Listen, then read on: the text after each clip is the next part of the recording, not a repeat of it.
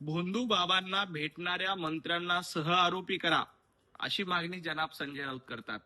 संजय राऊत हाच न्याय लावायचा असेल तर मग याच भोंदू बाबासाठी पायघड्या घालणारं महाविकास आघाडीचं सरकार आणि तत्कालीन मुख्यमंत्री उद्धवजी ठाकरे यांना सहआरोपी करायचं का, याचं उत्तर द्या.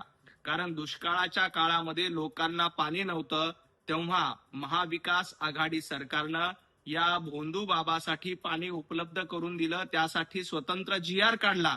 मग या पायघड्या मुख्यमंत्री उद्धवजी ठाकरे यांच्या नेतृत्वात का घातल्या होत्या? 2003 ला भोंदू बाबावर गुन्हा दाखल झाला होता. त्याच्यानंतर 15 वर्षानंतर महाविकास आघाडीचं सरकार आलं. त्याच्या आधी 10 वर्ष काँग्रेस राष्ट्रवादीचं सरकार होतं.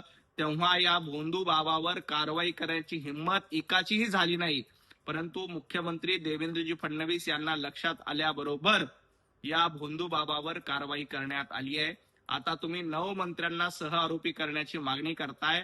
हाच न्याय लावायचा असेल तर तत्कालीन मुख्यमंत्री उद्धवजी ठाकरे आणि जे मिलिंद नार्वेकर भोंदू बाबाला भेटले त्यांना देखील सहआरोपी करायचा का, हा माझा संजय राऊत यांना सवाल आहे.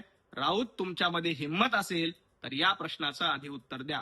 उभाटा गटाच्या खासदारांची बैठक मुंबईमध्ये बोलवली असताना संजय राऊत यांनी या बैठकीपासून दूर राहणं आणि दांडी मारणं पसंत केलंय.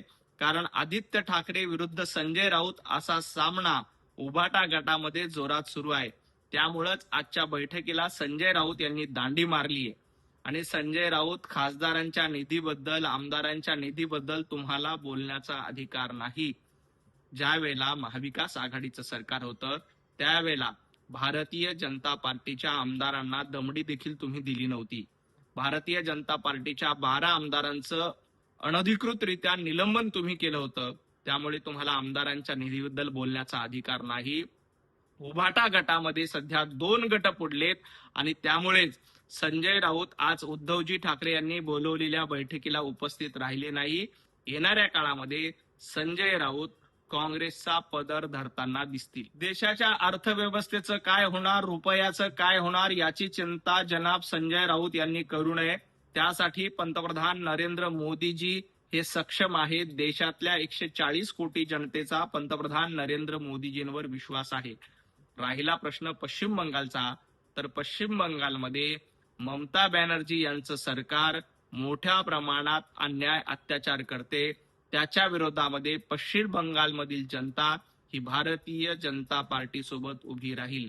ज्या पद्धतीनं महाविकास आघाडीचं 2.5 वर्षाचं सरकार महाराष्ट्रामध्ये सर्वसामान्यावर अत्याचार, अन्याय करत होतं, अगदी त्याच पद्धतीनं पश्चिम बंगालमधलं सरकार देखील सर्वसामान्यावर अन्याय करते.